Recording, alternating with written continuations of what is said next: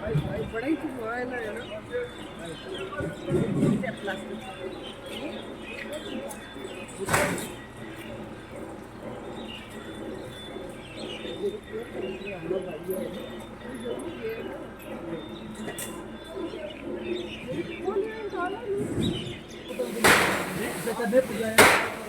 नहीं जी आप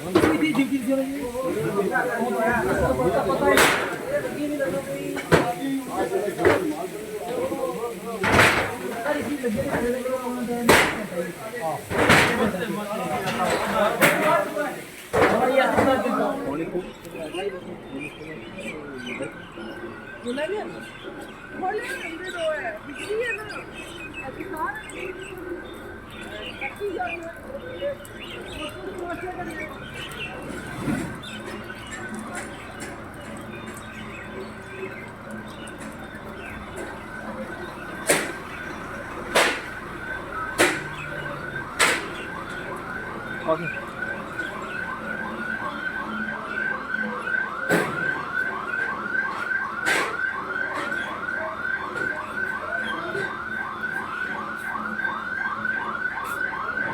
पूरी गोली तो थल्ले आई ना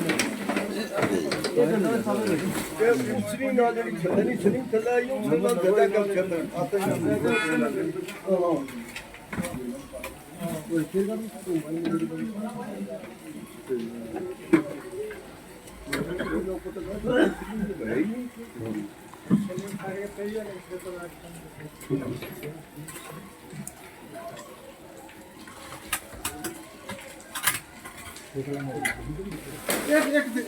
एक मिनट लेकिन ये वाला है खाली इसी फोन आया था खाली खाली क्लिक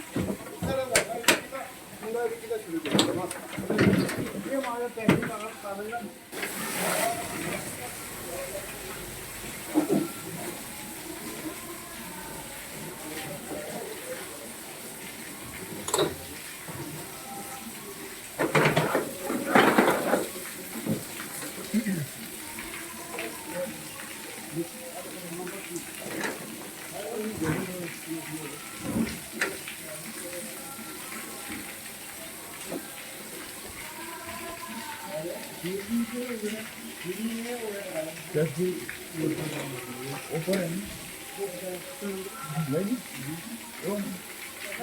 बस ये बोर्ड वाली दुई साल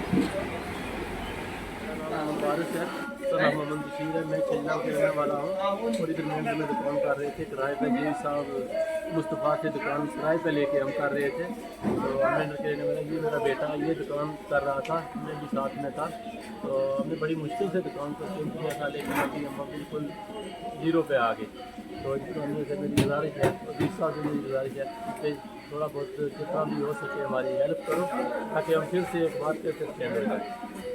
बाकी हमारे जितने भी गूगल आदमी हैं इन्होंने बड़ी हेल्प की हमारे प्रधान बलराम राज जी हैं, इन्होंने बड़ी हेल्प की और यहाँ आके पूरे इंतज़ामिया को और जितने भी सिविल आदमी थे आज ने बहुत तावन किया और इन्होंने आके हमारी बहुत हौसला अफजाई की। शाम में मैं जब यहाँ से गया तो मैंने खुद अपनी दुकान बंद करके सर्विस ब्रेकफास्ट वगैरह बंद किए और लाइट का सिस्टम बंद किया और घर चले गए और सुबह 5 बजे हमको ये खबर मिली कि दुकान को आग लग गई। तो जब हम मेंढर से मनकोट 8 किलोमीटर दूर है, जब तक हम पहुँचे तब तक आग खूब लग चुकी थी और फायर ब्रिगेड वाले और पुलिस वाले महकमा पहुँच गया था यहाँ। और जब तक उस शटर को खोलने की कोशिश की लेकिन चाबी हमारे पास थी तो शटर टेढ़ा हो गया था और शटर खुल ना सका। तो जब तक उसको शटर की चाबी लेके आए ताला खोलने के लिए चाबी, लेकिन उसका कुछ फ़ायदा ना हुआ। जब तक शटर खुलता खुलता टोटल लॉस हो गई। हम खिला मनकोट के रहने वाले हैं, मेहनत में दुकान कर रहे थे लेकिन हमारा जितना भी खर्चा था वो ये दुकान पर लगाया था, हमारा कारोबार इसी दुकान से चल रहा था।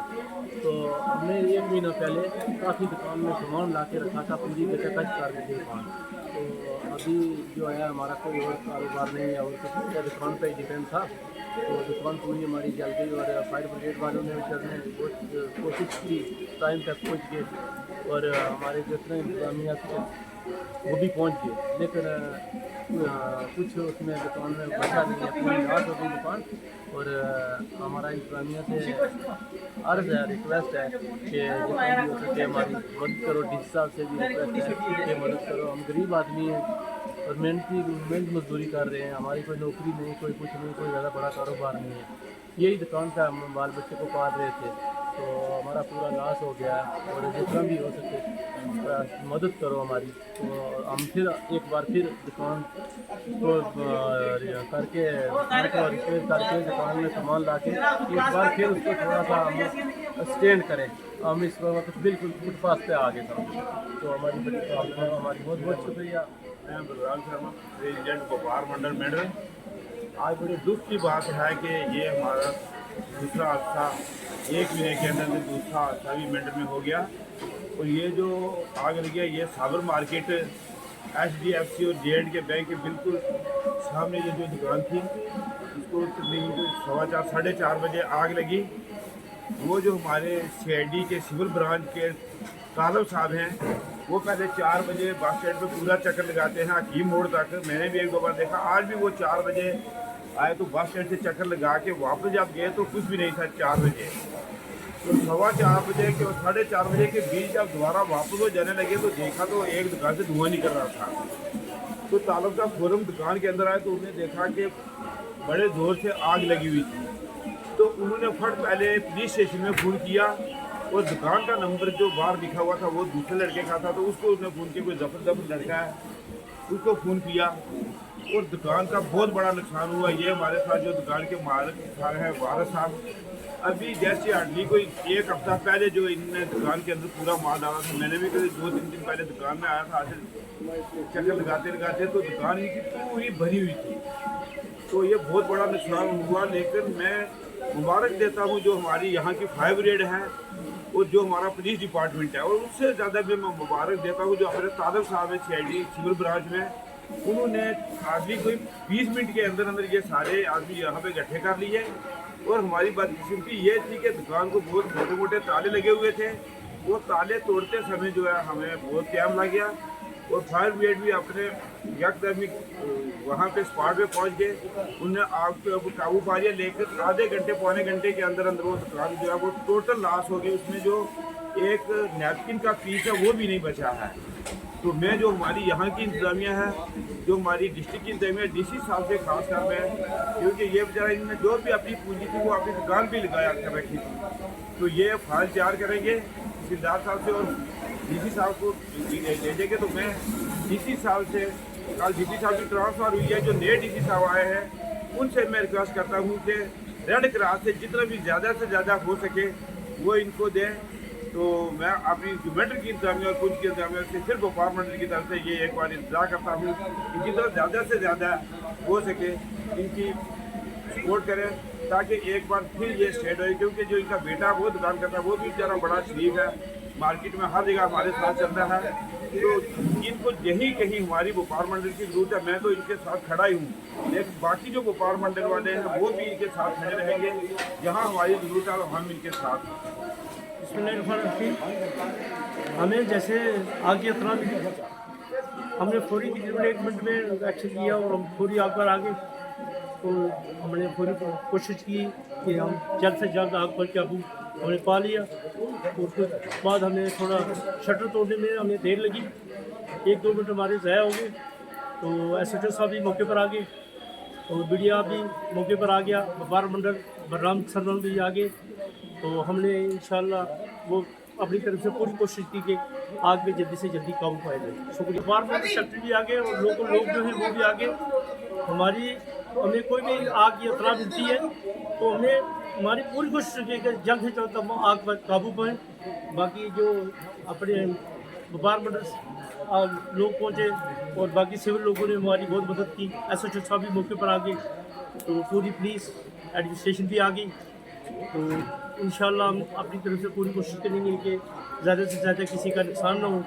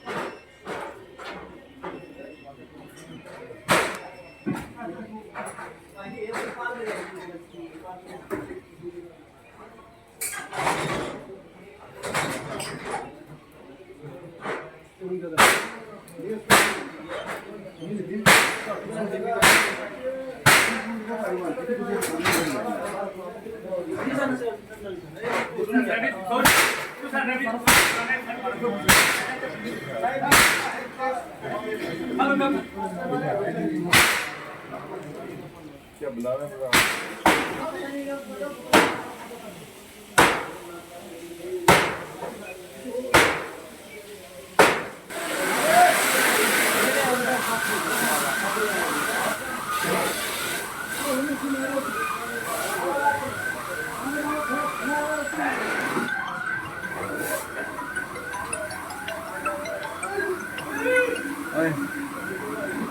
हेलो